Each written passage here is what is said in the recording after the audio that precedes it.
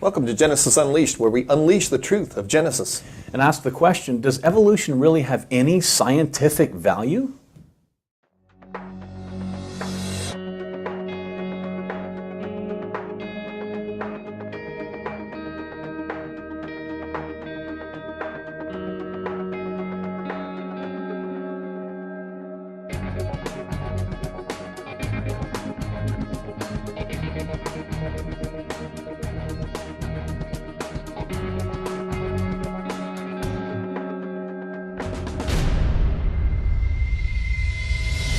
Welcome to Genesis Unleashed. We are on question 13 of the 15 Questions for Evolution flyer. We're getting there. 2 more questions to go.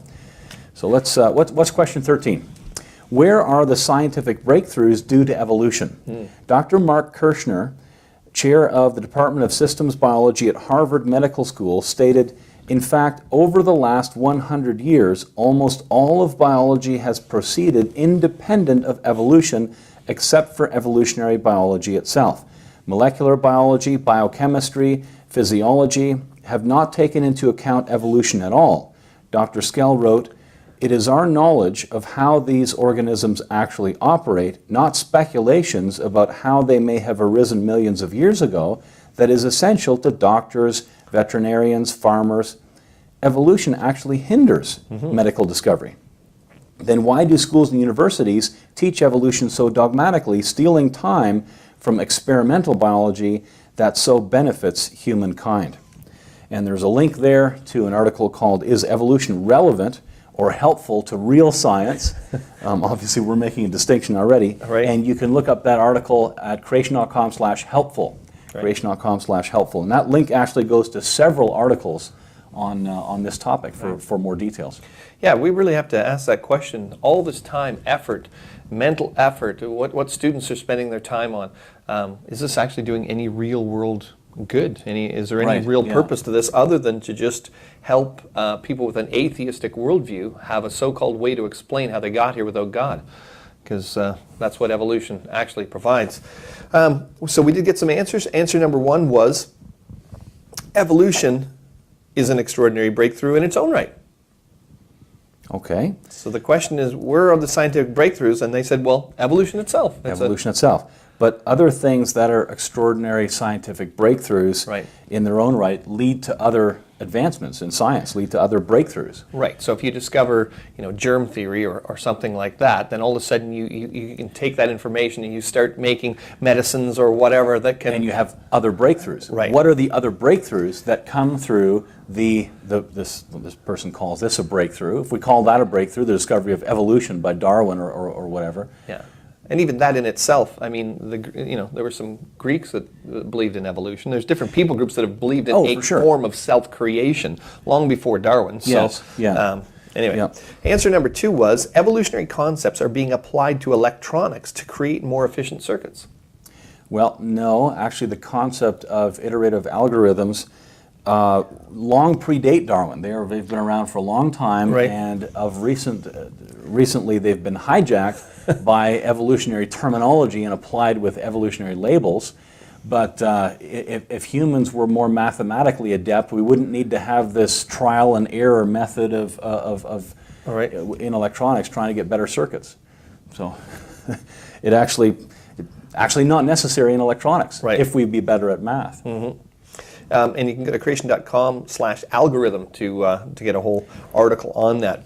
The third answer we received was Norman Borlaug's understanding of evolution and genetics helped him to mass produce crops to feed millions of people, winning him the 1970 Nobel Peace Prize. So they're saying evolution, the theory of evolution, the concept that people went from particles to people over millions and billions of years, that helped this man to produce these crops to feed millions of people. Crops. Yeah, okay. Actually, Darwinian evolution had nothing to do with that. That's the rebuttal. Right. But, I mean, this is another example where understanding the difference between what some people call microevolution versus macroevolution is critical, right? So yes, and we dealt with that a few questions ago, didn't we, in the 15 questions flyer? Right. Why is natural selection, what some people call microevolution, taught as though it's macroevolution? Right. Selecting from genetic information that's already present So you're determining, okay, this genetic information that's already in this crop, it would be best if more of these plants had this. So you're going to select for that. Well, that doesn't have anything to do with the general theory of evolution here. So Right. these changes observed in so-called microevolution will never lead to macroevolution. Natural selection is not going to produce new forms, functions, and features that have never been seen before. And that's not what happened in Borlaug's experiments and so on anyway. So, Right. And we dealt with that. That was question 4, right? that's right. Of the 15 questions, you can just go to creation.com/GU, Genesis Unleashed question 4, and we've dealt with that. So actually that's not... And in that episode, we quoted evolutionists, and evolutionists themselves are saying, look, the changes that are observed, by the way, that we all agree with. Yeah, that's right. We're all observing them. Creationists wrote on natural selection long before Darwin published on it. We all agree with those, but even evolutionists admit that those types of observed changes in living things can never add up from to this macroevolution. Right. And actually, we tend not to use those terms because they Right. can be confusing. Well, if I say to somebody that confusing. I believe in microevolution, they say, "Oh, you believe in some kind of you believe in a certain amount of evolution," and I no, because evolution, the general theory says one thing morphs into another thing over millions of years. So Right. I Right. tend not to use that and encourage other people not to use it either. Yeah. I don't believe in any evolution. So anyway, Right. just Yeah. different terms that people used. Now, going back to Borlaug here, one of his innovations was developing multi-line varieties via crossbreeding, because the pure lines, and the same thing happens in dogs, the pure lines become depleted. Right. And so if you add in more of the originally present genetic material, they become more robust. Right. And that's why he won that prize. But that was, again, artificial selection.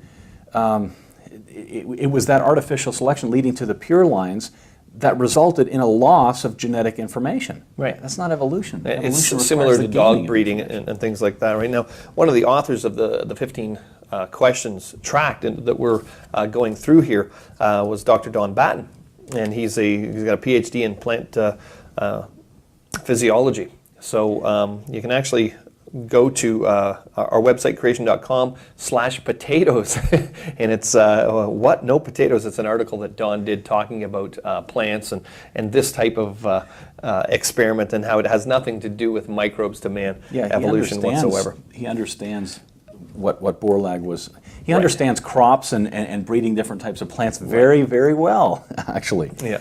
Okay, we've shown that the same problem in purebreds as well. You get your purebred dogs, Right. and it's the same problem that we're discussing here with the plants. For more details on that, you can go to creation.com/pedigree. Yeah, and we call them purebreds, but you should call them inbreds, because that's exactly what they are. If you want to keep a dog looking the same, you've got to make it mate with another dog that looks very similar. So it's got the same genes, so Right. that it will produce offspring with that limited amount of variability.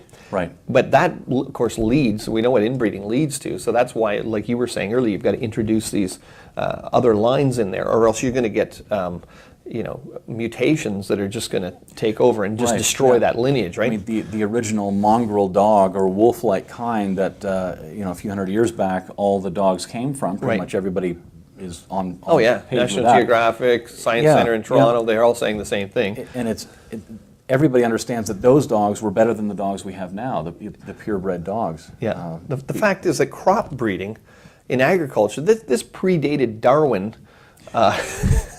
Yes. by millennia. So why this person is pointing this example out, it really doesn't hold up. Right, yeah. Let's move on. There was another answer number 4, and this person wrote this. Music, theology, and philosophy don't lead to scientific breakthroughs either, but they're still taught in schools. Which is an interesting answer, because I'm wondering what category that this skeptic would like us to put Darwinian evolution into. Music, theology, or philosophy. I mean, basically they're admitting something here. They're still taught in schools, they don't lead to breakthroughs. So are they saying that Darwinian evolution doesn't lead to breakthroughs? This is one of the reasons we're asking this question. I mean, the whole point of this question, evolution claims to be science. It claims to be science. So if you're going to spend billions of dollars, public taxpayers' money, every year, funding research, and it has this so-called evolutionary undertone or underpinnings that's supposedly science. How come we're not getting any real world breakthroughs from this, right? And yeah, That's right. I think you should put Darwinian evolution perhaps into theology or philosophy, because it is a theology. It's a way for atheists, people who declare that there is no God, to be able to shore up their worldview and to say that, oh yeah, there's reasons why I don't believe in God. There's a naturalistic explanation, or perhaps philosophy would be a good place for it to be too. But science, no. That's right. And we've got actually the 2 remaining questions in the 15 questions flyer sort of go in that direction. So we'll deal with those in the 2 remaining questions. For all the questions, you can go to creation.com/15 questions. We encourage you to do that.